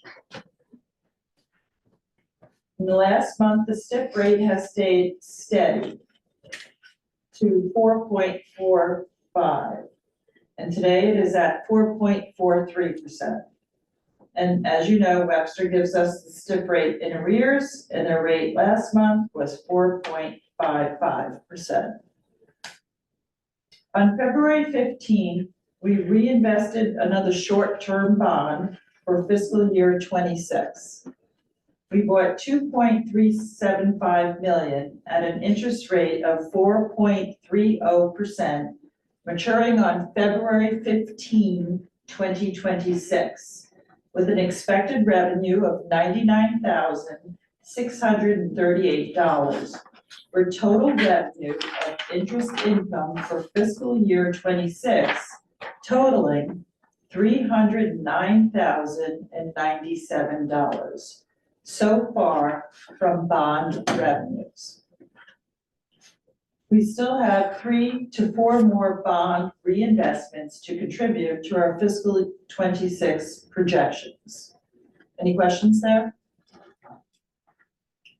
Yes. I have a question, and maybe we'll cover this later, about the state of Connecticut was 73.3, and this time last year we were at 105. Is there? I'm assuming that's Yeah, it's, there that. it's on the back page here. On the second sheet. Okay, sorry. So ECS, we're expecting our second payment on educational cost sharing. And I thought Town Aid Road, we got that. We're still good to go. So there's just some other revenues that haven't come in yet. Okay, so it's just a timing thing. Yeah. I hope. Carl always hopes. Let's let the treasurer finish her report, then we'll ask questions, all right? Okay. So then we'll move down to the pension plan. So at the end of February, we received a report from Morgan Stanley. So the town pension plan is up 5.80% fiscal year to date versus its benchmark of 7.02%. Over the 3-year horizon, the town plan has returned 4.75% versus its benchmark of 6.18%. Fire department pension plan is up 5.74% fiscal year to date and has returned 4.99% over the 3-year horizon versus its benchmark of 6.18%. So as of February 28th, total cash balances on hand were 46.8 million. Total pension balances were 30.4 million for total assets under management of 77.2 million. George? Yes, George? Back when you were talking about the investments, Yes. you had a bit of discussion about the bond. Wait, I'm sorry, I can't hear You you. had a bunch of discussion about the bond that we bought. Yes. Can you go through that section again? Sure, Would you rate? yes. Oh, the rates? Sure. No, there's a particular bond that you bought that's gonna be due next spring sometime, and how much was it? And the Sure. rate was 4.3 something, and then. We bought 2.375 million at a rate of 4.30%. It will mature next February, February 15th. And our revenue will be $99,638. So you combine that with the other bonds we bought, and that's where we come up with the 309. Then we have other bonds maturing that we will reinvest. So we will get to our budgeted amount of 690,000. It was my mistake, I thought I heard 999,000, but it was just 99,000. No, We wish. we wish. No, I understand, no, then I But, would you be know, wrong. we're always gonna be receiving our interest, on Stiff and the Webster from all our cash, so I think we'll do better than 690 next year too. Hopefully, but I don't know that. Right. It's just a wish on Barbara's part, Understood, thank you. that. Okay, So yes, we'll Next move to page. the second page of the Yep. treasurer's report, if that's okay with you guys? So tax revenues were $1,857,039 for the month, bringing the fiscal year-to-date total to $49,695,949, or 100.7% of the amount budgeted for fiscal year '25. We assume a 99% tax collection, and we are now collecting in excess of our assumptions. Thank you, the town of Old Saybrook residents. In terms of local revenues, the town collected $162,892 locally, for a total of $2,019,931 in local revenues, for a total of $52,352,972, or the 101.8% of our fiscal '25 budget. So far, for fiscal year '25, we have a surplus of $912,930. The main driver of our local revenue collection has been our interest income. So far this year, we have earned $877,000 in interest income, $117,000 in interest and dividend income, and $260,000 of realized gains, for a total of $1,254,000 so far, associated with our investments and interest earned on our cash balances. And we budgeted $600,000, so we have doubled this already so far. That's all I have. great questions for the treasurer? Just a comment quickly. Obviously with the reval last year, we were all a little concerned about that. Taxes did come in healthy, and that's positive. The reval was difficult all over the state on residential property. Secondly, I'd like to just say thank you to our tax collector and his assistant. This is our third tax collector in 2 years. And, it was Barry Maynard, and then it was Carol Raza, who unfortunately passed away. And then we brought in Mark Delmonico, who's really just picked it up. And we've had, dedicated people who realize how important the job is. So I just want to say to this board and publicly to, thank our tax collection office for their good efforts, because, it's just been such an unusual set of circumstances in the last 3 years, so. I agree. George? Two unrelated questions. One, so given how well we have collected taxes, I presume then that for the car property tax, we did not go up to the 90%, we stayed at. We did not, we stayed at 85%. We're already there, yeah, so. Yeah. Question for Barbara, so, in the section of the report, the bond is then not part of that table. Is there a reason why the bond amount is not in that table? Because we don't have a bond every month, I know. but, this table Yeah, is something that we do as a calculation that is standard every month. So the bonds are, I'm not gonna say they're haphazard, but, Yeah. they come and they go. It's like, we will not reinvest another bond until May 31. So we don't put them on the table. but right, it's just, Can I jump in, because I, just for my Yes. own edification on that. The bond that you talked about that's gonna be maturing in February of 26. However, there are bonds which have matured in fiscal year 25. Correct. And from my questioning at the last time we talked about this, those dollars are actually showing up in the realized gains. Correct, they show up here, Right. on the second page. Right. Right. Okay, just want to make sure, so that, and so the next year, in February, we would have, under the realized gain line item, the 99,000. Correct. It's just, I'm just doing quick math in my head, and so and my numbers are not adding up, and so, I don't know whether this is actually from the bottom number, right? So the second table here, where your total is 46.8 million. I thought I heard 48 million somewhere. And then, but also, when you said the total amount under town, whatever the word you used, was 70 point some million.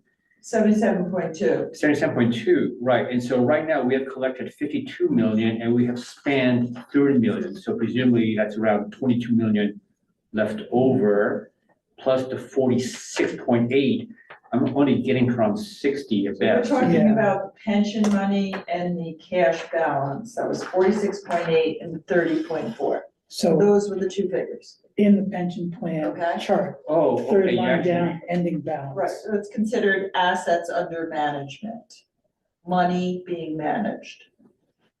Is what I was okay. referring all to. right, fair enough, thank you, So you would highlight those two figures. I see, all right, You know what I'm saying? I understand. Yeah. Thanks so much. Okay, other questions? Thank you, Madam Treasurer. We'll move on to the Finance Director's report. Great, good evening, everyone.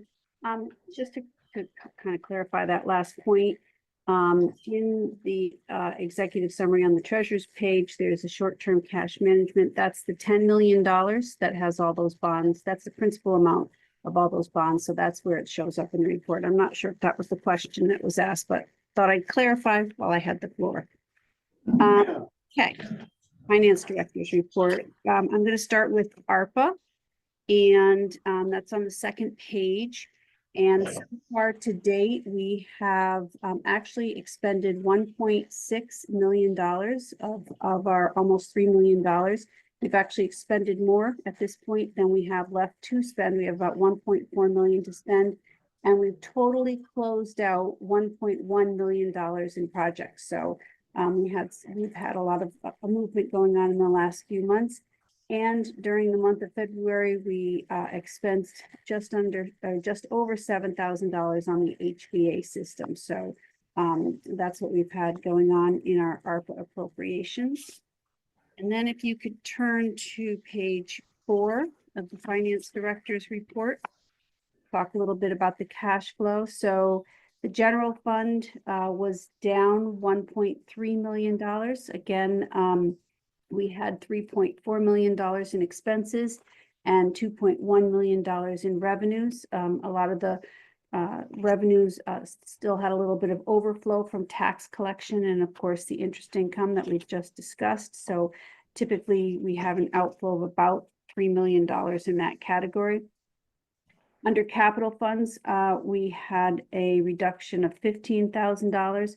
We spent some money from the Park and Rec Strategic Fund, as well as a small amount of money toward Main Street Crosswalk. The reserve funds went up $488,000. That's the $500,000 that we received for the grant from the fire department radios. And in non-major funds, we're down $174,000. And again, it's all usually the same old, the pension funds. And there's no other changes in the report for the month of February. And the last page has all of the line items. We're getting to the point of the time of year where we have only 4 months left of our fiscal year. Everything is in line. And I'm happy to comment on any of the items, but there's nothing that I'm concerned about at this point that's going to go over budget. That's my report. Thank you. Questions? Hearing none, thank you very much. We will continue to move on. Discussion of projected revenues for the FY26 budget and Leanne, just so you know, Jerry has given us all a test. So And small. How are we supposed to read unless you want 5 pages? That's the test? we have the question is, even with your Even with cheater my glasses cheaters, I on, can't can read you, this. can you read it? But anyway, I Um, can font size, I remember sure. people may well be struggling a little bit, but if you could just take us through the, I got a No, cataract why? surgery. Well, you got it ahead of time, so you have. what you put I together. didn't get it ahead of time. Oh, I'm sorry you can't all see. We all appreciate stuff. Have in front of you is revenue trends, what we budgeted versus what we actually ended up receiving. And I'll first comment on fiscal year 26, our proposed budget for next year. Obviously, our expenditures that has been presented by the Board of Selectmen so far is 52,939,929. And for the most part, our revenues, we kept them the same as we did last year. We've talked about this on several occasions, but I'm happy to discuss even more. We keep things somewhat flat because we never know what the economic situation is going to be. But we had a couple pieces of movement this year. We have totally eliminated the mini golf fees. That's $90,000, and that's going to go right now. No more mini golf fees are going to come to the general fund from now on. Whatever they are, whether they're 100,000 or 300,000 or 50,000, they're going to go straight to the Park and Rec Strategic Fund. And we also reduced Harvey's. Now we're starting to work on other areas of Park and Rec fees. So we reduced the Harvey's Beach by $10,000. So that's another $100,000 at a minimum that we are going to project to go over to the strategic fund. And that is on top of the $100,000 that we're going to transfer at the end of this fiscal year. To make that up, we have increased the interest income from 600,000 to 700,000. So and then our tax collection would go up just slightly under 1.5 million. I'd also like to make a couple comments about the trends, if I may, or would you like me to stop at this point, Mr. Chair, and answer any questions? Help us out with the trends. Okay, so starting in fiscal year 22, our total surplus was 1.66 million. Of that, the surplus associated with the revenue was 1.5 million. So about 87% of the surplus for that fiscal year was associated with revenues. In fiscal year 23, we had a total surplus of 3.6 million. And of that, the revenue surplus was 2.7 million, or 75% of our total surplus. In fiscal year 24, the surplus was just under total surplus was just under 4.7 million. And the surplus associated with revenues was 2.9 million, or 62%. And that was also last year, as you recall, the Board of Ed had its transition, and they returned a fairly large surplus associated with expenditures, which we put towards the air conditioning. Now, I would say that over time, the largest driver of this revenue surplus has been interest income. We've seen interest rates rise fairly significantly over the past 5 years or so.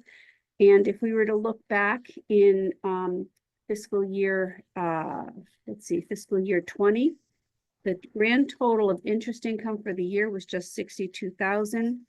In fiscal year 21. Fiscal year 22, the total amount of interest income was 41,000. In fiscal year 23, we had a great jump in interest rates, and actually we started investing outside in the cash management program, and we went straight up to 862,000.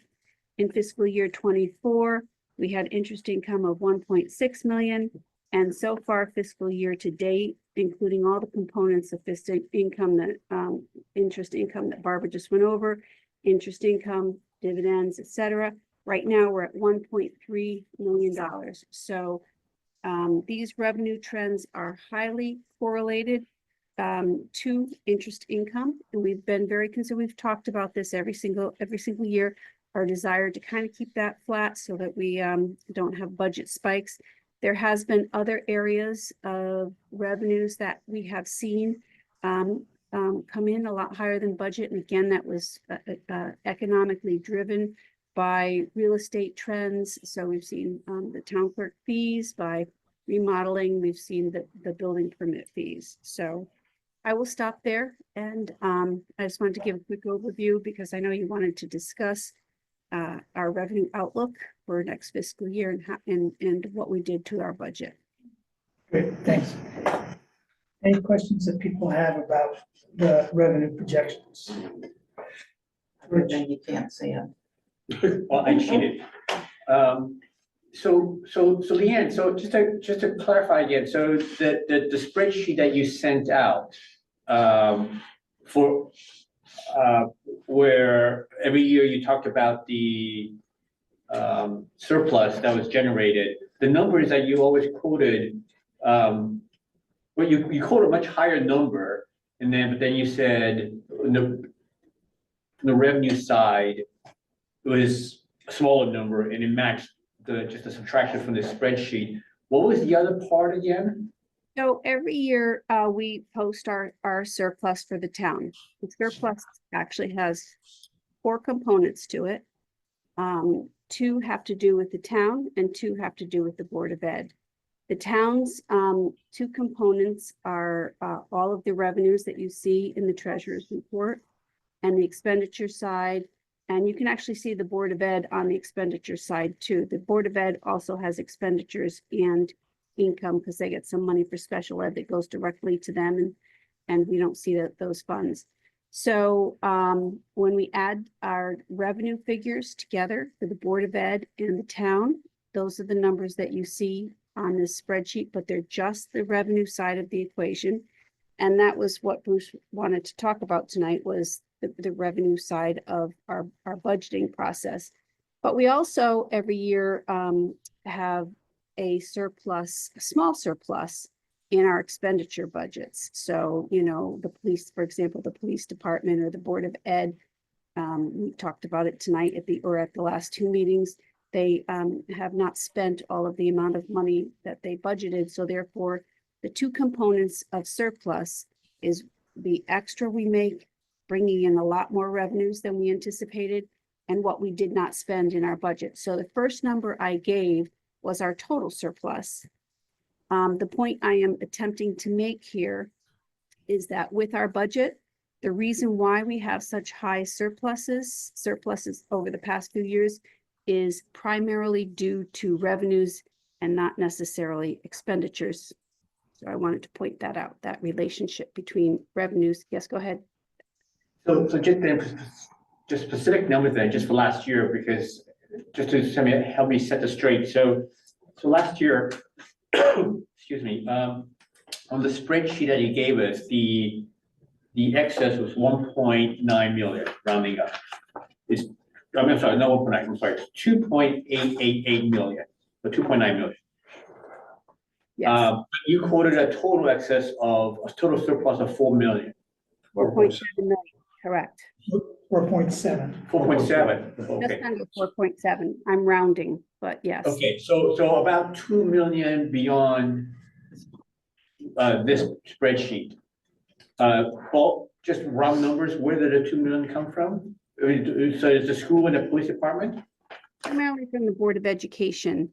Had a million back, yeah, okay. They had a big transition year last year. And then at the end of the year, we took those funds and we transferred that portion of the surplus to the HVAC system that they're trying to build. But I think that was definitely an aberration. They usually come in much closer, and the town usually comes in very close too. Okay. So I've got a couple of questions, and some of this may well be just the philosophy of setting a budget year after year after year and trying to, avoid major swings. But given what we've seen now for the last 3 years in the way of trends around interest and throwing into that, not only interest, but also the realized gains and the interest in dividends. Because those last two aren't even budgeted going into fiscal year 26, the only thing right now we have is $700,000 in the interest line. If you take our cash that we have and reduce interest rates down to 3% instead of the 4.5% we are now, just the interest on our cash would bring us about 1.1 million. The treasurer reported, we already have 309 in that, Locked in. in that interest and dividends, and there may be more. And so, I think that we need to think about, maybe we don't try to grab all the money and put it in the budget, but I think we need to realize more of the revenue that we're going to receive in the fiscal year 26 budget. And I put that out there for discussion. I think we are again, at least for the information we have in front of us, vastly underestimating what our revenue is going to be. We're gonna make revenue in fiscal 26 at Yeah. 700,000. So you're not wrong. Right. And, there's been a confluence of events, I would say, as to what's led to this. Number one, we have a 17% reserve. So 13 years ago was 5%. So we have more money that we're making money on, and interest rates obviously shot up. So those two things are happening over the years. Obviously, quite frankly, when interest rates are, zero, it doesn't matter how much money you have. And that is somewhat reflective in the 21-22 fiscal years. So, yeah, I mean, Leanne and I have had this conversation exactly, hey, I've asked Leanne, I said, if interest rates go to 2.5, and we have this amount of money under management, are we gonna make budget? And, the answer is like what you just came to. So, I mean, can we estimate $1 million in revenue for next year? Sure. I mean, we can. I mean, we'll probably make it, as you indicate. If interest rates, if there was a calamitous event, I mean, and they felt like they had to lower interest rates to 1%, and they went in that direction, that 1.6, 1.1, whatever it's gonna be, is gonna go to 400,000.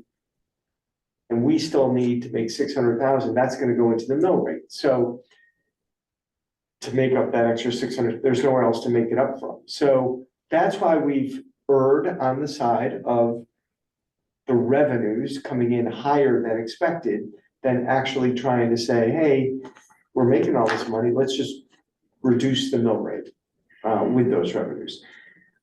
We increased it over the years. We kept it at 600 last few, certainly, and we increased it to 700,000 this year. Those are just comments. I hear what you're saying. Right. So a lot of talk about the banking system changing, going back to gold. And, We're not going back to gold. I mean, I don't. well, there's discussion about it. I think this year we should pretty much stabilize what we're doing to see what happens, transpires this next year. I hear of dissolving the central banking system the way it's going.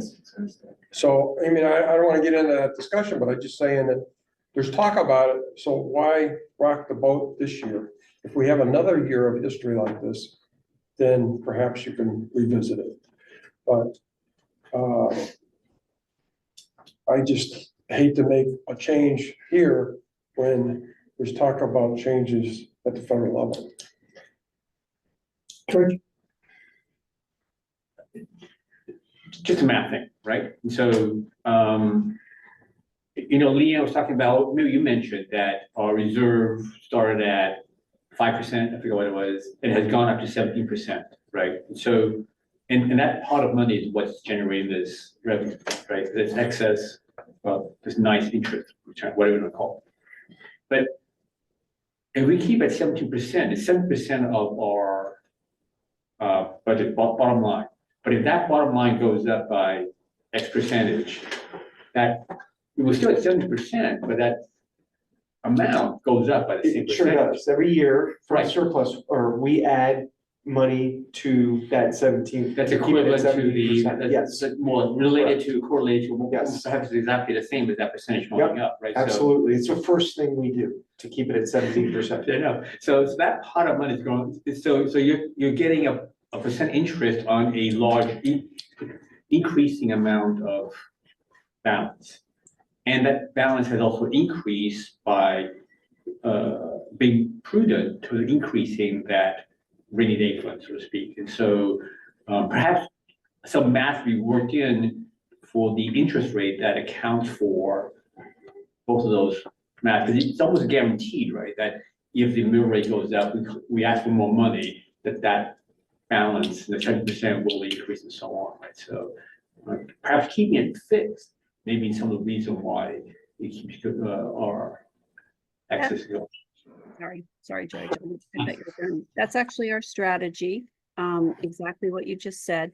So the 10 million, so our rainy day fund's about $9 million. The $10 million that we have in cash management and that we've been investing out on the curve, so to speak, to bring in some more money is the investment associated with our rainy day fund. And that has brought in $309,000 for next year. And, by the time we finish investing, we could be fairly close to that $600,000 target at this level of interest rates. And I just wanted to add to that math conversation as well, that there's two variables that we need to consider when we think about how much we're going to budget in net interest income. That's how much money we have and what the level of interest rates are. So we've started with the Treasurer's report, kind of tracking the month over month change of interest rates because they are starting to fall a little bit. And also we have been inundated with funds from ARPA and all kinds of grants coming off of the COVID environment and all of this stimulus that the town has been the beneficiary of. And once, and again, I don't know what the future is going to bring for us, but to the extent that funding will dry up, we will not have that in our coffers to invest. So we need to be thinking about the amount of money that we have and the level of interest rates. And we are very fortunate to have that core about $9 to $10 million in our rainy day fund that we can count on from a budget perspective. And that is what gives us the core of our budgeting number that we look at every year. We kind of focus on that. But then again, we have all these extra balances that we have at Webster and the other banks that do contribute obviously to our net interest income as well. Paul? Yeah, Leon, is this actually, this just wasn't a change in how we recorded. From fiscal year 2022, the actual was 44, almost 45,000. And in fiscal year 23, it was 726,000. That's a swing of $600,000. Was that mostly due to the interest rates? Correct. Yep. It was. So not being able to predict not being able to predict interest rates, that swing could happen again from year to year at any time in the future. Plus COVID money. Plus COVID. So We had 3 million in COVID money at the Yeah. beginning, we were getting interest on it. So That was the first time we started to invest in bonds too, though. It was a new form of investing. But yeah, your point is if interest rates were to go from 4.3 to 0.05. Right. yeah, And I mean, That's the discussion. Yeah, but yeah, That is the discussion. we don't know who's gonna be sitting on the Federal Reserve next year. And It could, the president does want to push interest rates down. Yeah. You know, I don't know what he's gonna do about that in terms of, because the federal deficit and debt is increasing, which to get people to buy our bonds, we're gonna want to increase interest rates. or to increase our payments on our debt, we want to reduce interest. Right. Yeah, you never know. What I'm saying is, we don't know which way this is gonna go. So I can understand adjusting it a little bit, but I wouldn't wanna make a wild adjustment here. Got it. That's what I'm saying, is that there's too many changes. He's talking about getting rid of the federal bank. That's just, Oh, my God. Maybe. Please stop listening to All right, before we answer all the federal, are there other questions people have on revenue? If not, thank you very much, Leanne, for putting this together, and it helps us see what the trends are. It's a, you know, It's interesting. it's good, and I mean, just one other comment, so we have a policy for the Board of Finance of 15% reserves. There are towns that have higher reserves, 25%. You could do that too, you could say, we're gonna set a different policy, and we're gonna start building to 20%, and those are gonna be our reserves. So you can put the money there, but one thing we also do with our money is we come back to you at the end of the year and say, let's do a project. You know, it might help us, the DPW garage is under design right now. The library project hopefully will be under construction in 26, I'm hoping. You know, there's also the philosophical question of, do we want to buy those things, or maybe do we want to pay a little cash for those things? They're generational assets. One would argue that it's better to bond for them.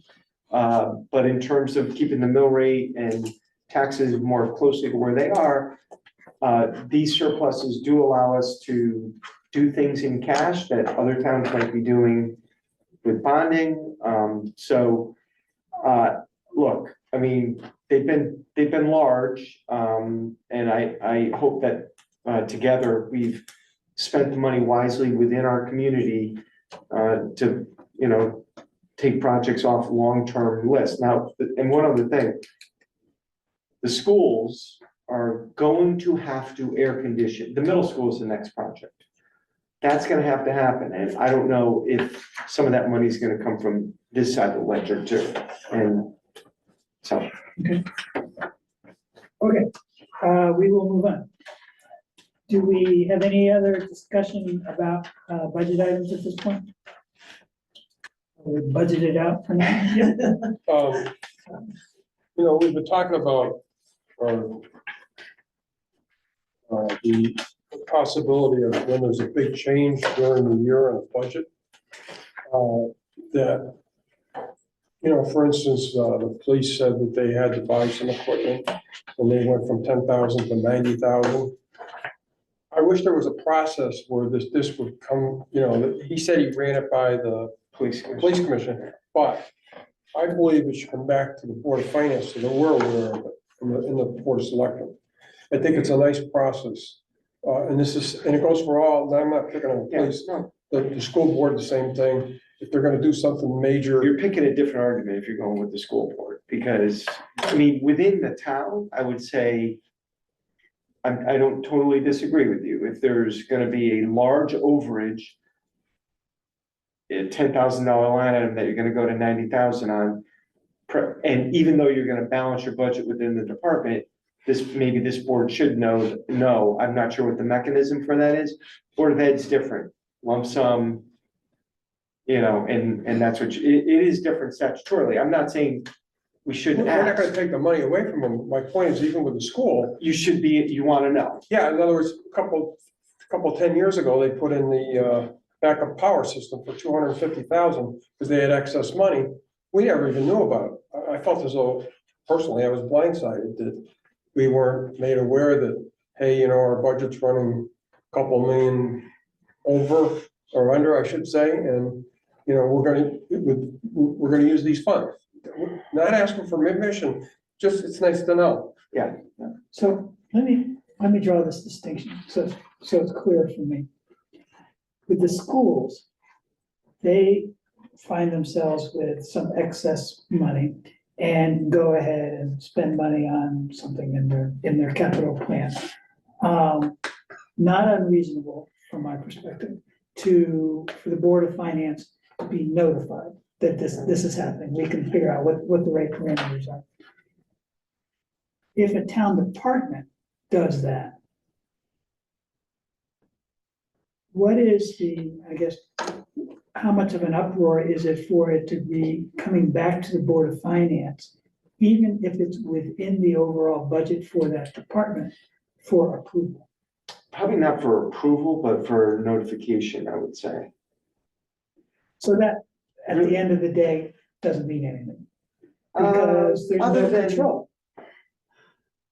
The control is if there's an overage in that department by more than 25,000, then they, in theory, that department has to come and ask. Right, but if it's all within the four walls of that department's budget, then they can effectively do whatever they want to do with that money.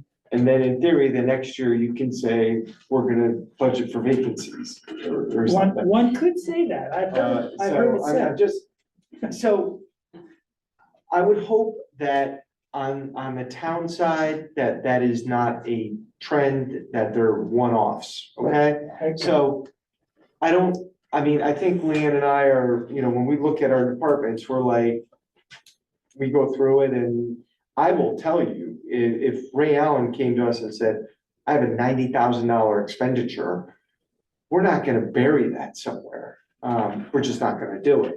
But what is the process on The that? right now? process with the police department though is, you know, the chief will say, I report to the police commission and, you know, maybe the directive should be, because that is the controlling commission. You're the controlling commission really for most of the town departments essentially.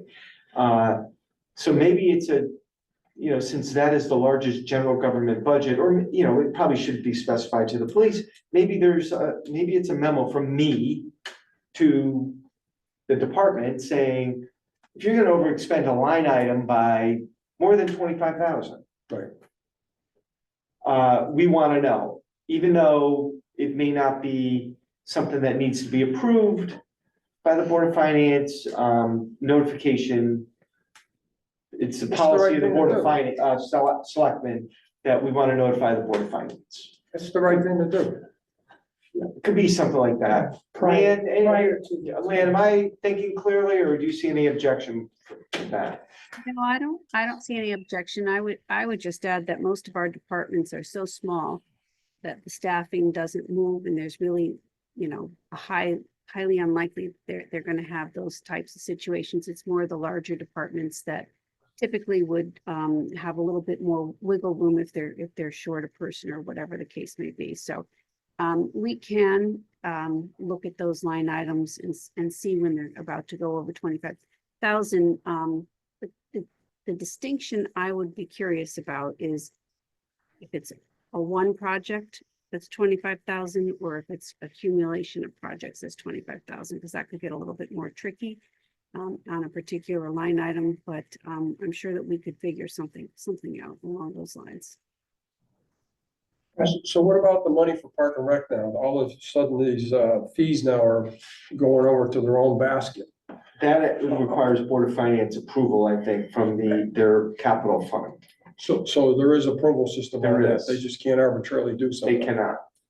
Okay. I think the Park and Rec Commission recommends to the Board of Finance. That is my recollection from the capital fund, Leanne. That's exactly correct, yes. Okay, George? But I think, in building on Bruce's point in terms of the span, also really Brad's point as well, right? I think there's a distinct difference between the school board, school and the police department, in the sense that the school has a very detailed 5-year capital budget, capital maintenance plan, right, in the back of the book. And so I mean, I'm looking, I mean, I have the benefit of looking from you, right? So right now, for example, fiscal year 27, they're budgeting 80,000 for tire replacement and removal for the ceiling, right? And then, going out to fiscal year 28, right, there is outdoor lighting.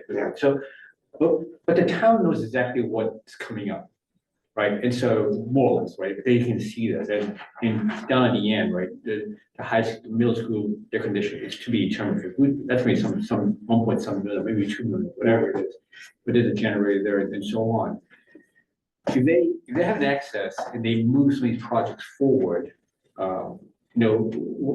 when they let us know, it just says it's that item, move forward. The police department, we have no idea, the town does not know what they're gonna spend $100,000 on. So I mean, to me, that's a difference. Yeah, it's reported to the police commission. And then. Which should be relayed to us. And I think that's probably the point. Or ahead of time. I mean, you don't just spend $100,000 that you need to without knowing 6 months or a year ago, right? Right, I think we don't necessarily put a timeline on it, but certainly we want to know before the expenditures, maybe. Right, because we might, on the town level, there might be something that we know about that we would say, Yeah. hold off on that, especially if it's not. Or combine some things for, be able to do some efficiencies. Right. Okay, let's, look, Paul, Yeah, as long as we're on budget discussion items, what's our agenda for next month or April 1st? April 1st, the agenda, I was gonna get to that. Oh, okay, Comments yeah, from the chair? What? Okay, no, that's fine. Well, I'll wait. All right, well, we will. He's not going anywhere. Yeah, Yeah, good. we're Yes, we on, are, we're going somewhere. we're almost there now. Let's keep moving. Carl, we're up to you, select. We got our Main Street crosswalk approval, letter today. So we're gonna do 3, there'll be 3 crosswalks, hopefully out to bid, in the next week or 2. We're about to go out to bid also on the sidewalks from Dairy Queen to Westbrook. Probably another 2 weeks before that kind of starts moving. We started using that grant writing line item to write 2 grants. One we got and one. And the other one, which was for Public Works to do some more separation of materials, we did not get that. That one was for about 50 or 60,000. We did not get that one. But the 50% match for the tree inventory, we did get that one. So the Board of Selectmen will have it on its agenda next Tuesday to recommend to your board to appropriate $10,800. So it'll go to you, April 1st, probably, and then, we'll take it to a town meeting or whenever we need to do that, okay? So, good news, we did get that, that's, Great. and I had a meeting, North Cove has to be dredged again, so we're already starting that process. And I met with the chairman of the, Harbor Management Commission, and we've talked about that a little bit, so. Carl, I'm gonna interrupt just a second. Yeah, Leanne, interrupt, I'm done, anyways. Leanne, can you hear us? I can hear you, but I can't see you.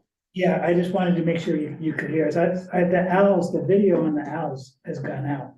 Oh. Yeah, I don't know what happened there, but I can hear you, so, I just wanted to make sure, otherwise we'd have to call. We can see you. We can see you, you can't see us, so you're the only one here. And then lastly, we're just gonna see what the state does with various things. Yeah, I mean, so the $40 million that went into special ed, I think that amounts to $8,000 for the Board of Old Saybrook, Board of Ed, in additional funding. Towns are hurting out there, a lot of towns are hurting. New London canceled their sale festival. I was with Mayor Pissarro not that long ago, and he's just like, I don't have the money to do half the things I need to do anymore. And he was hammering the governor's budget, saying it's just not supporting what we need to support. And they have a lot of state-owned land, so they're not able to tax it.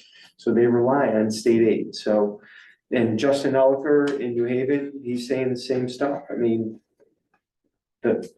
So anyway, we'll see what our legislators do up there and hopefully not too much damage. That's all I would say. Yep. Okay, we will then move on. Liaison reports, I see none. Comments from board members. Any board members have comments? Is there any update on the report? Because I know. Why don't I say there will be shortly? Okay. Okay. Public comment. We have one member of the public, RW. If you would like to speak, feel free to raise your hand and we will give you that option.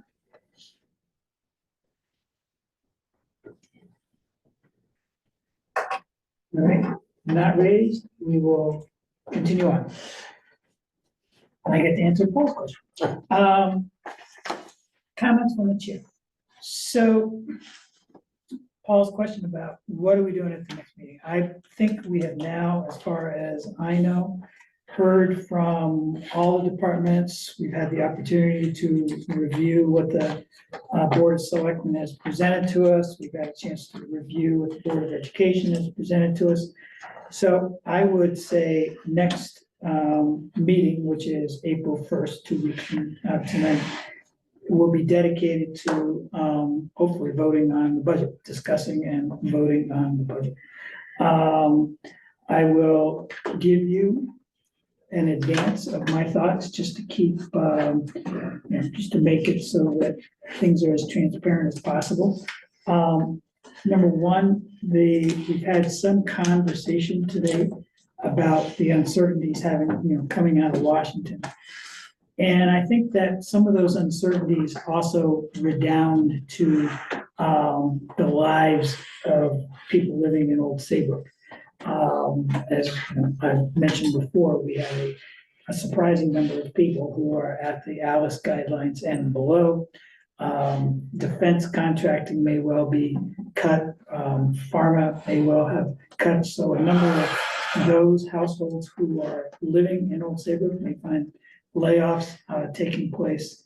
And so I want to make sure that the budget that we put together and send to the town is as lean as possible and has taken into account respectfully the correct amount of revenue. And so that we are in a position, I think, to make some modifications to what the Board of Selectmen has presented to us. I don't think we're talking about hatchets. I think, at least from my perspective, I'm talking about, a very small scalpel. But I think that we can make some changes which will not have a material effect on the town and the operation of the town or the Board of Ed, but will have an ability to save some tax money for the taxpayers. In the book that Leanne put together, the three examples of houses and what the current mill rate projection would be, for the lower rung, which was $450 or so, was about $150 a year increase. For the middle run, around $600,000 house, it was I think $200 and $250 for the higher up. Just those examples. So even if we made some cuts, we would be reducing off of those kinds of numbers. But that's my sense is I want to take a good hard look at that. I've appreciated both this meeting and the last meeting, the discussions that we've had, because I think we're all learning quite a bit as a result. Brad. So the average house, I'm told, is 450,000. At a 42% increase, it's $189, which is $15 and change a month. Right. That is almost what exactly I said.